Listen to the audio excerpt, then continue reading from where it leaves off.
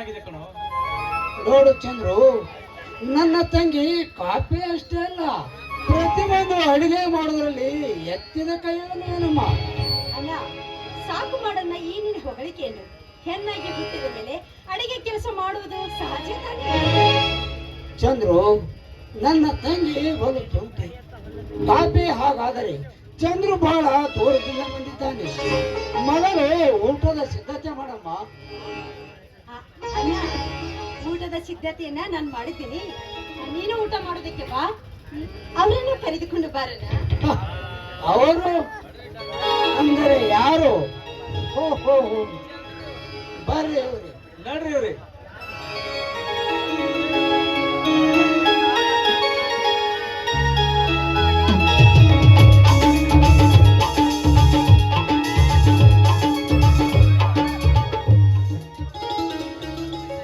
ಸೀತಾ, ಸೀತಾ,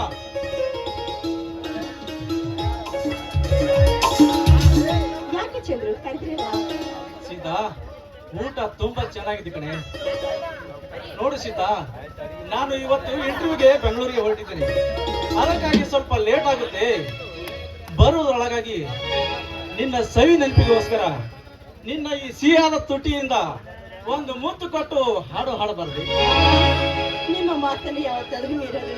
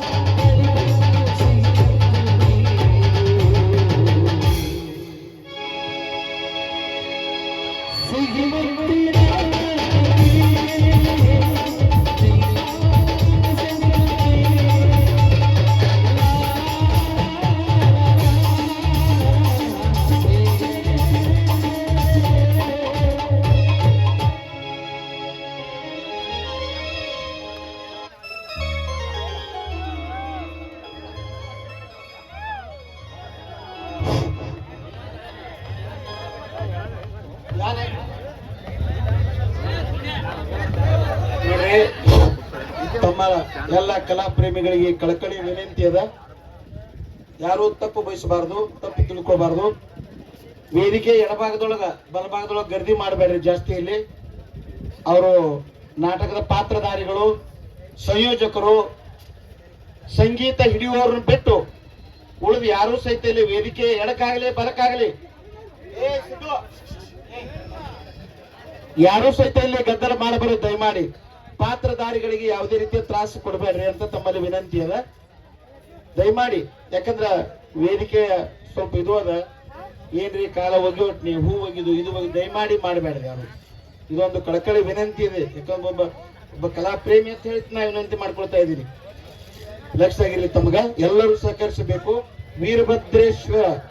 ವೀರಭದ್ರೇಶ್ವರ ಒಂದು ಸಾನ್ನಿಧ್ಯದೊಳಗೆ ನಾಟಕ ನಡೀತಾ ಇದೆ. ಬಹಳ ಒಂದು ಸುಂದರವಾದ ಸಮಯ ನೋಡ್ರಿ. ಆಕಾಶ ಎಷ್ಟು ಸ್ವಚ್ಛಂದ, ಗಾಳಿ ಬೀಸ್ತಾ ಇದೆ. ಈಗ ಈ ನಾಟಕಕ್ಕ ಸಾಯಾರ್ಥವಾಗಿ ಎಲ್ಲ ಯುವಕರು ಸಹಕಾರ ಮಾಡ್ರಿ. ನೀವು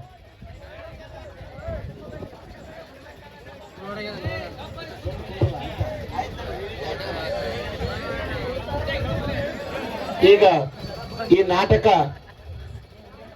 ಯಾಕಂದ್ರೆ ಶ್ರಮ ಜಾಸ್ತಿ ಅದ, ನಾ ಬರಂಗಿಲ್ಲ. ಇದು ಫಸ್ಟ್ ಒಂದು ಸೂಚನೆ ಕೊಟ್ಟು ಹೋಗ್ಬಿಡ್ತೀನಿ ನಾ.